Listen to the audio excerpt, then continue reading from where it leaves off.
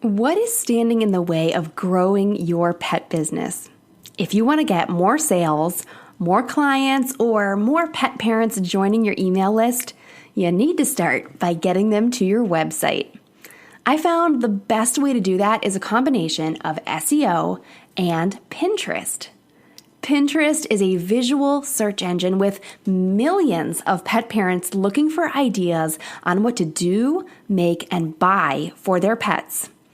I've taught over 150 petpreneurs my Pinterest strategy, and I've noticed that everyone gets more excited about learning and implementing this strategy when we do it together.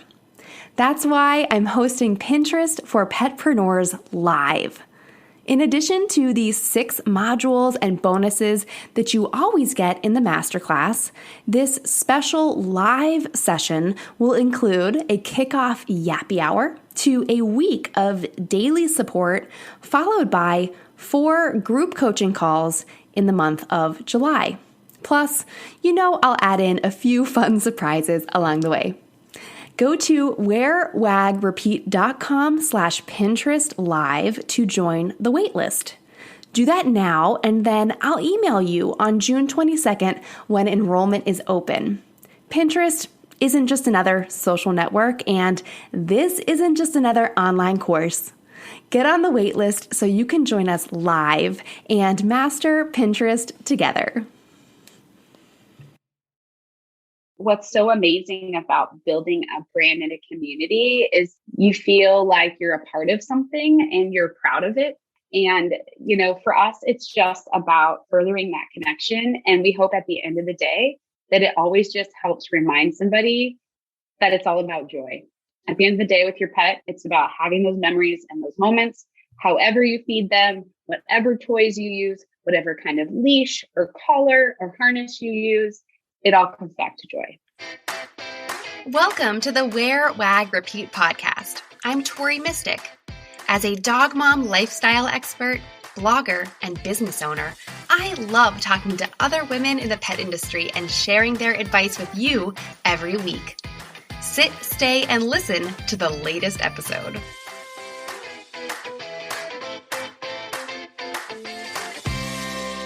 On today's episode, I am talking to Jessberger, the founder of Bundle and Joy.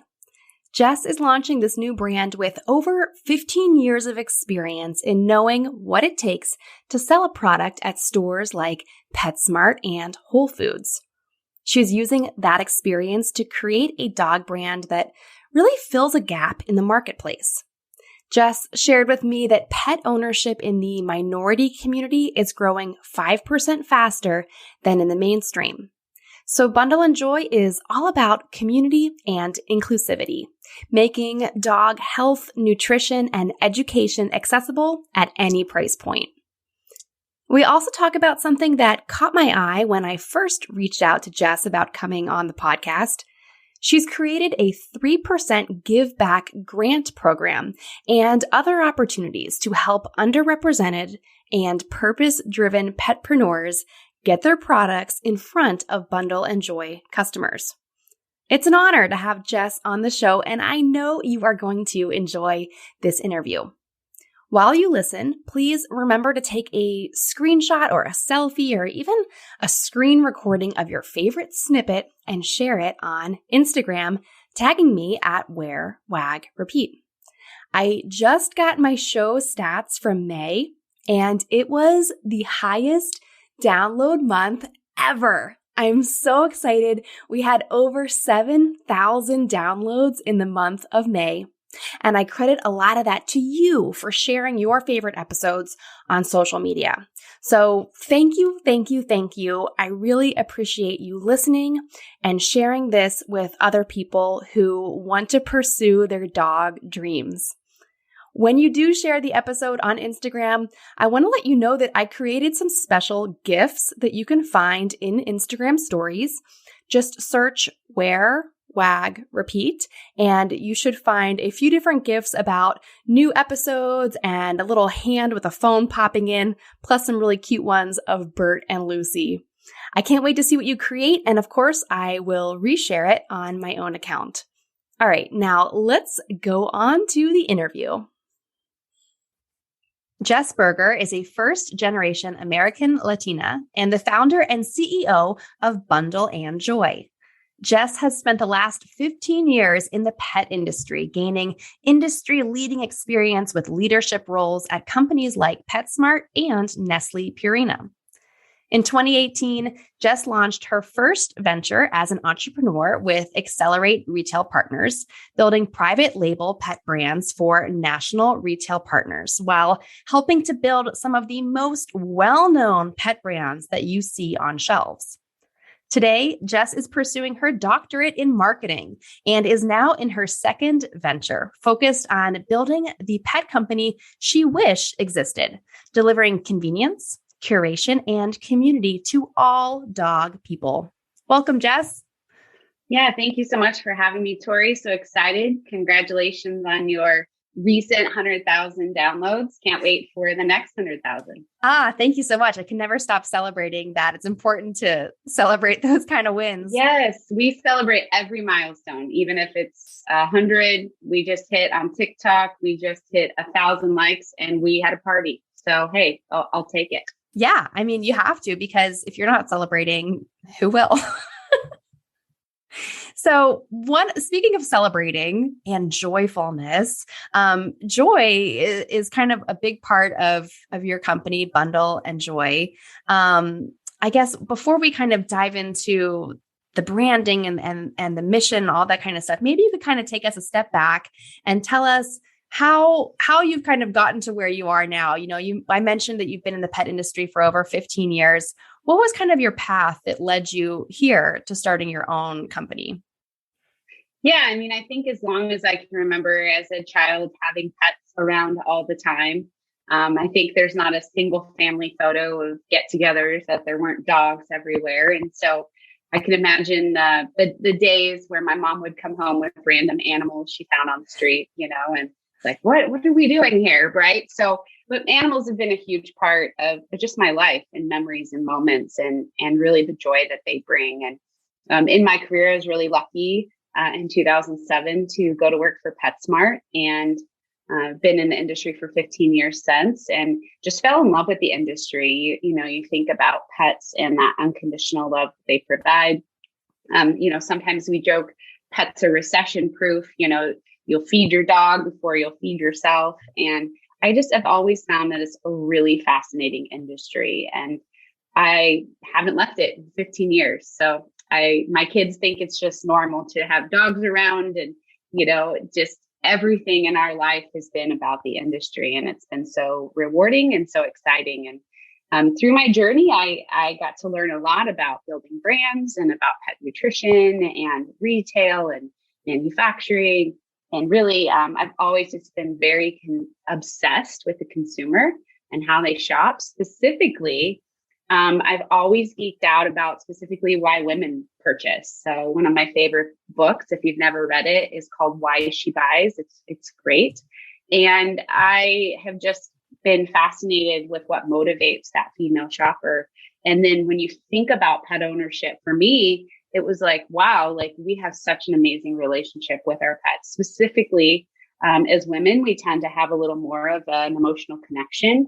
And so for 10 years, my goal and my dream was to have my own brand. I thought it was absolutely crazy because I didn't see people like me running pet brands. And here we are today. I took the leap about 15 months ago, and I'm going to try this thing out, and we're going to see if it works. I love it. I love that story. And I can't wait to check out that book. It sounds really good.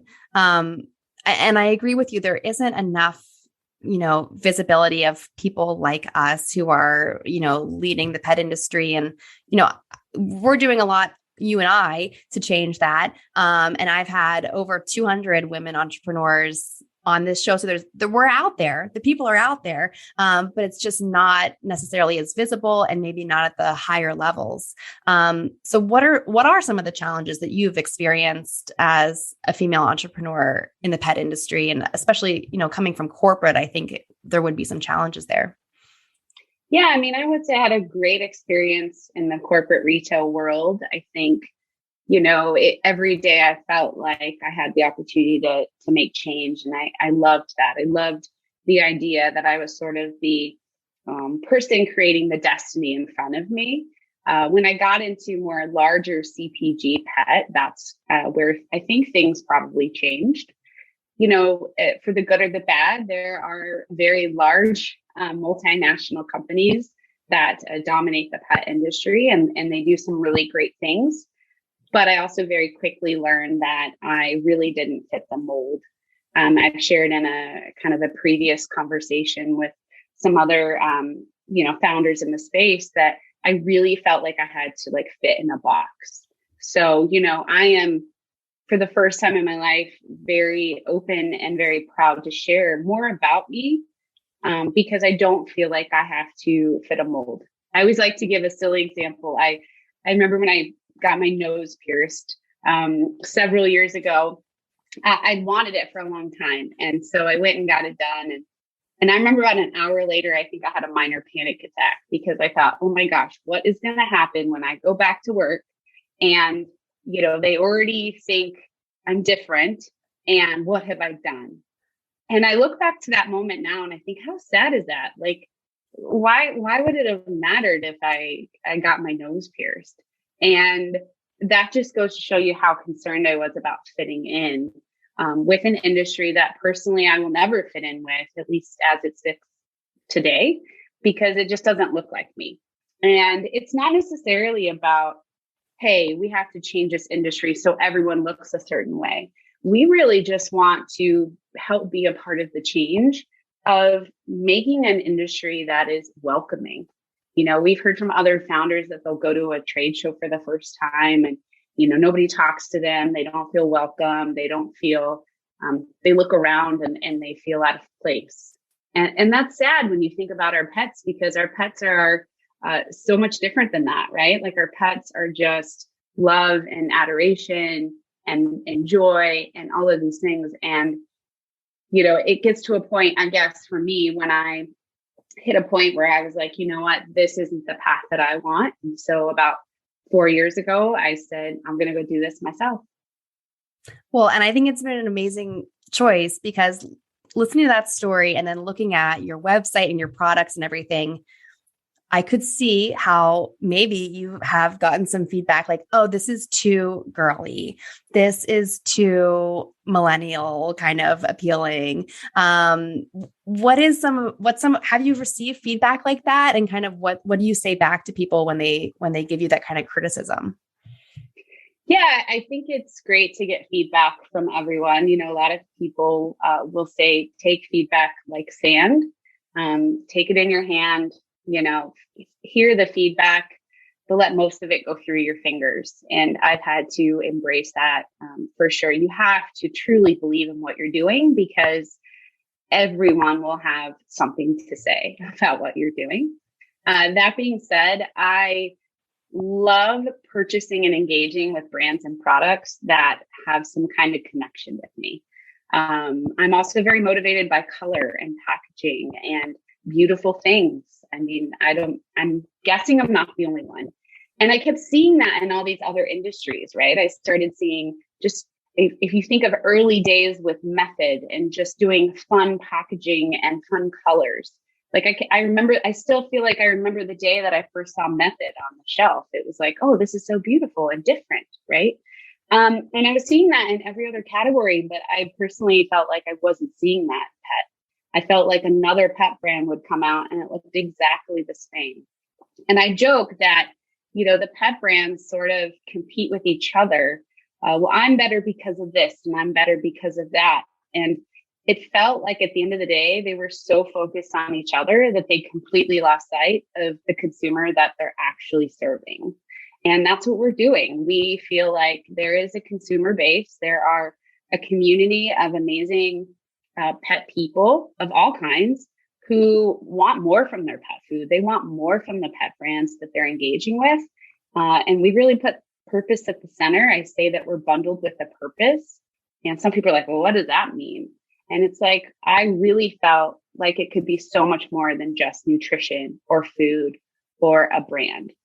We want to be the ones helping to lead the conversation, because to your point, there are so many people out there, Tori. We have gone to shows and talked to people, and immediately everyone's like, yes, we need this. We want to be a part of this. How can we be a part of this? And I think it's just because a brand hasn't taken that leap or that stand. And we're really excited to be the one to help start that conversation and maybe even a movement. Yeah. And I think that there's almost like this like feminine energy, you know, if you don't mind my saying, about your brand, with the supporting each other and community and inclusivity and, you know, being, you know, giving the best care to your dog is a very like feminine kind of quality, I think. And it's wonderful to see, but I could see how, you know, the bigger brands, you know, that just want to kind of compete against each other. It reminds me so much of like political ads, because I've been seeing so much of them lately where all they do is attack each other and you have no idea what their platform is, because they're too busy telling you how terrible the other guy is. And that just seems like, I just picture these guys in suits and polo shirts on the golf course and talking shit on each other. And that's not what we want to do as women, I don't think. And I think that your brand, to me, it seems like it really kind of fills that spot of like, I don't want to argue. And, you know, I just want something to be pretty and good quality and nourishing and beautiful and just a great experience. Yeah. And we want everyone to feel welcome. You know, in the early days, we had a lot of conversations to say, we would love for someone to feel like they can be a part of our community and yet feed fresh food, or maybe feed raw food, or have some other kind of alternative feeding method. And, you know, instead of saying, well, there's only one path to the way that you nourish your pet, we really believe like there can be many. And so we wanted to create a brand where we truly can serve pet people wherever they are. And so the other thing that we really learned early on is that a lot of younger pet parents coming into pet ownership for the first time really felt like there wasn't a brand that was speaking to them, that was helping them to be a guide. You know, they sort of joke, well, my parents buy their pet food on Chewy.com, so I just did that. But I went to Chewy.com and I had no idea, you know, what brand to pick, where to start. And so we thought, what if we could actually serve as a resource to help people make that decision? And at the end of the day, if someone has to be price conscious, you know, maybe is on starting budgets, just starting out, we wanted to create something that was really great nutrition, but accessible and inclusive for all. As we know, like minority pet ownership is growing 5 times faster than non-minority pet ownership. And that's exciting, right? More people are getting pets. More people are experiencing the joy that comes with pets. And with that, we really wanted to create solutions that were accessible. And that comes down to price, the convenience of D2C. Those are all really, really important. And then also creating community where, you know, someone who feeds fresh and frozen could be friends with someone that feeds kibble, because it's really not a place where we're going to judge each other. We're going to say, you know what, we're going to do the very best that we can do because we believe, and we're going to give them education and resources, but we're just still going to support each other. And I think that's not been the case thus far. Yeah. Yeah. Well, and I think we've all heard so much about pet ownership is up, but with that, there's a great need for education, because a lot of first-time pet owners, they don't know, because how would they? You know, I recently took a pet first aid course, and I've had dogs for 20 years. And I was like, oh my God, I wish I had taken this earlier. I wish I had known these things. And I learned so much. And I was like, I wish everyone would take this course, but not everyone can spend 5 hours and $80 to take a pet first aid course. So it is really important to make that educational component accessible. Did you hear the news? I created a quiz to help you find your petpreneur personality type. Answer 4 quick questions, and not only will you discover what type of petpreneur you are, but you'll also get a curated playlist of the Wear Wag Repeat podcast designed for exactly where you are in your pet business right now. From an underdog champion to a possum petfluencer or a prosperous petpreneur, each playlist includes 12 episodes from the archives. Plus, after you get your results, you'll receive a few emails from me with special advice to help you reach your pet business dreams. Take the quiz and fetch your results today at wearwagrepeat.com/playlist quiz. And you're also kind of giving back in another way. You have a give back program where you're funding women entrepreneurship. So can you tell us a little bit about that? Because that really perked my ears up. Yeah, absolutely. So, the most commonly used statistic that we hear is that less than 3% of women receive VC funding, less than 1% of founders of color receiving funding. And even if you go outside of VC funding, I would tell you that, funding your dream and your startup is, wow, quite a journey. Let's just say I've learned a lot in the last 15 months of, options that are out there, resources that are out there. And so we really felt like, hey, if we can figure this out and we're able to pursue this dream and vision that we have, we would love to bring some people along with us. And so we do that in a couple of ways. So we try every chance that we get to work with female, underrepresented, or purpose-driven partners when it comes to suppliers, partners, everything from our, warehouse shelving to our ingredient sourcing. We try to prioritize that because that's a huge part of what we do.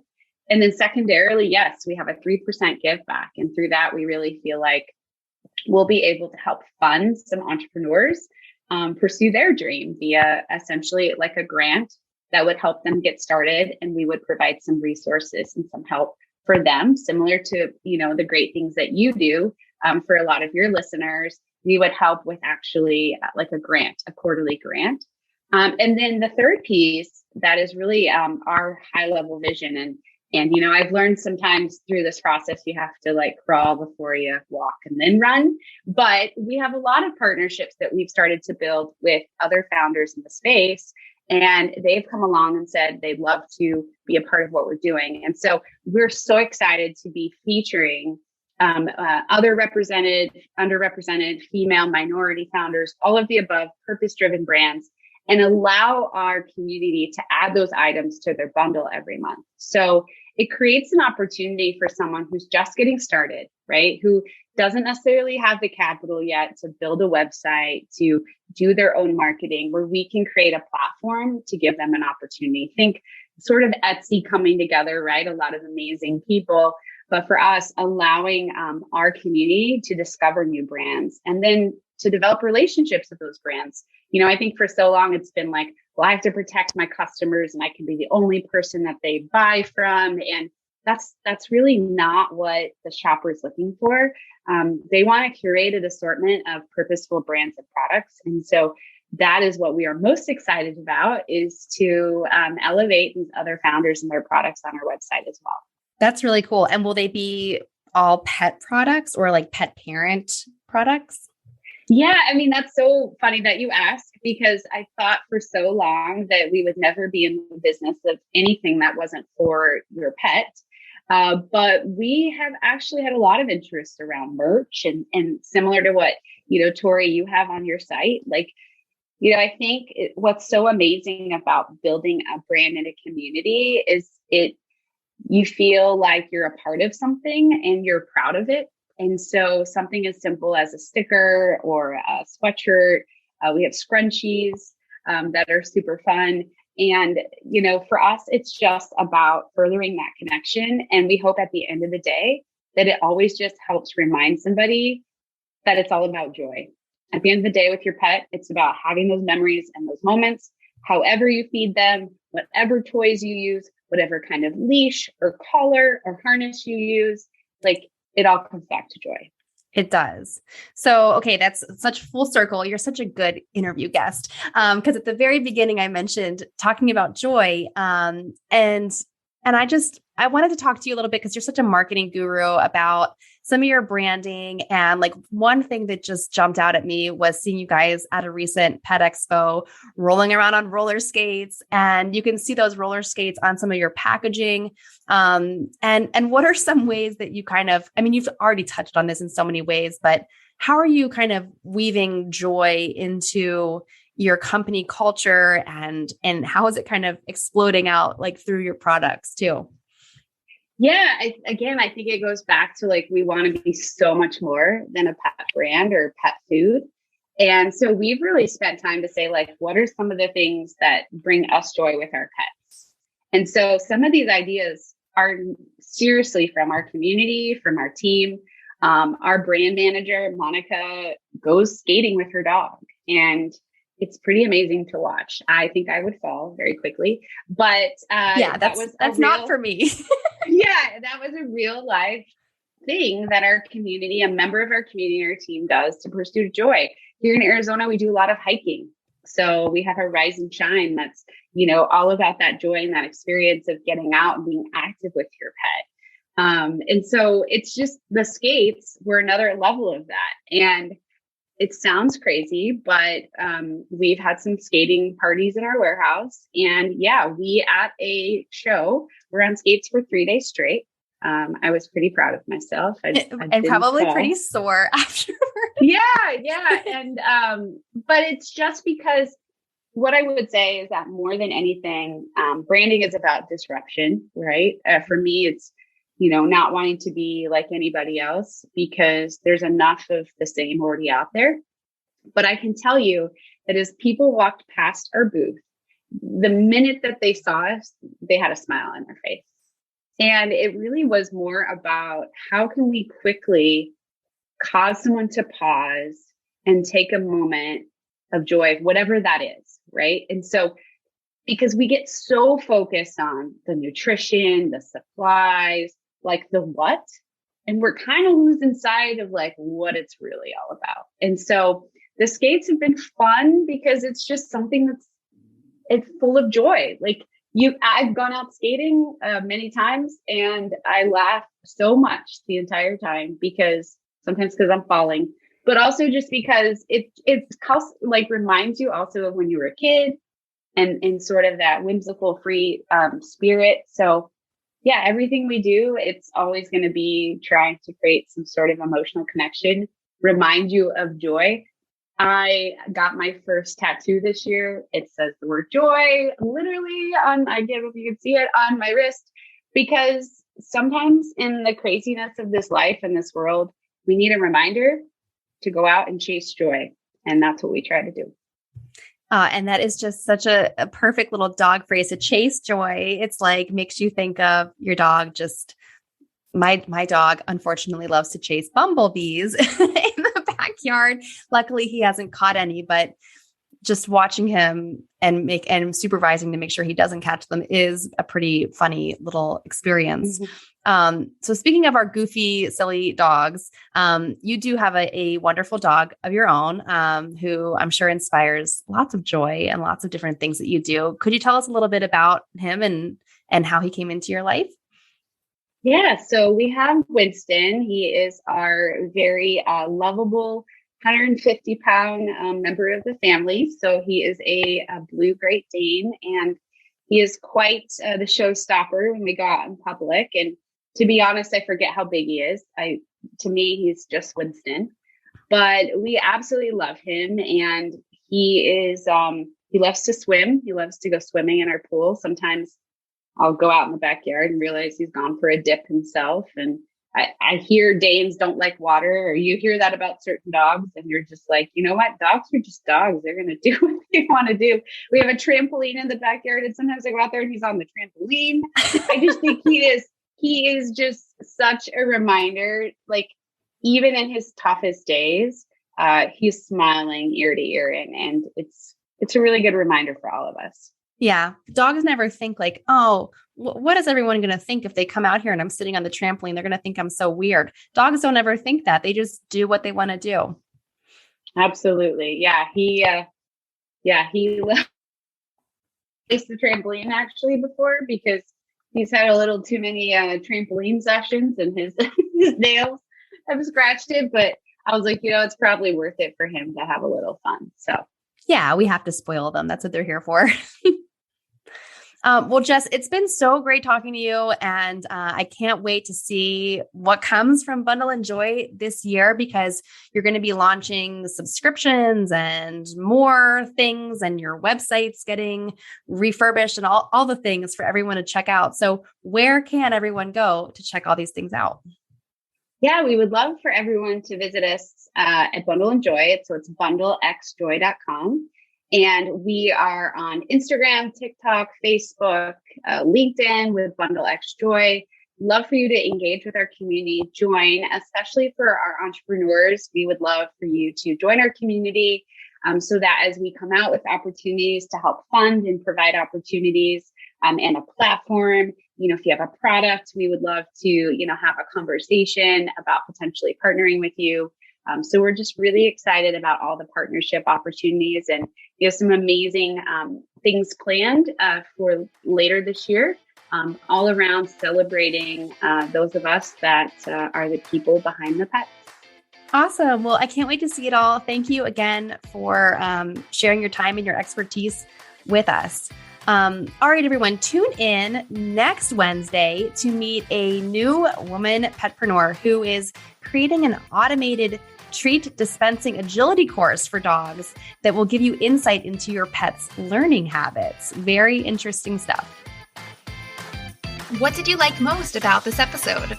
Find me on Instagram at Tori Mistick and let me know what intrigued you or what questions you have about starting or growing your own dog-inspired business. You can also screenshot this episode and tag me in your stories. I love to see who is listening out there. Some of the best conversations happen after the episode, right? So track me down over on Instagram or join the Wear Wag Repeat Labs Facebook group to connect with other dog-obsessed entrepreneurs. And as always, you can find all the links and resources discussed in this episode at wearwagrepeat.com/podcast. See you back here next week.